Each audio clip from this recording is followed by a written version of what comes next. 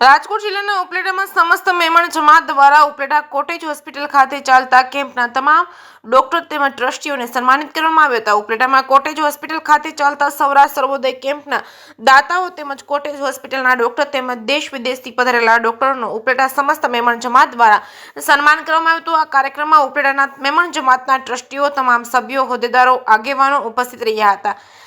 કેમ્પસના દાતા અને ડોક્ટરનું સાલ ઉઢાડી સન્માન કરવામાં આવ્યું હતું. સાથે અલ્પહાર રાખવામાં આવેલ છે. ત્યારે કોટેજ હોસ્પિટલના ડોક્ટર ખ્યાતિ કેશવાલા દ્વારા સમસ્ત મહેમાન જમાતનો આભાર વ્યક્ત કરવામાં આવ્યો છે.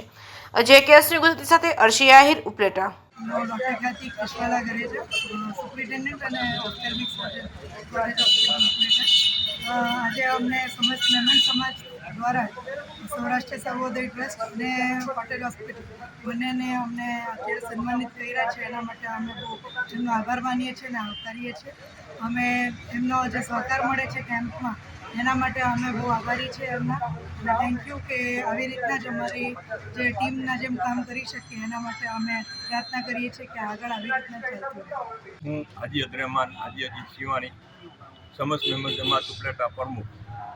આજે વર્ષો થયા જે સૂર્યોદય ટ્રસ્ટ કોટેજ હોસ્પિટલમાં દર વર્ષે વર્ષના આખરી મહિનામાં આ નિદાન કેમ્પનું જે આયોજન કરે છે તે બહુ જ સરાહનીય છે.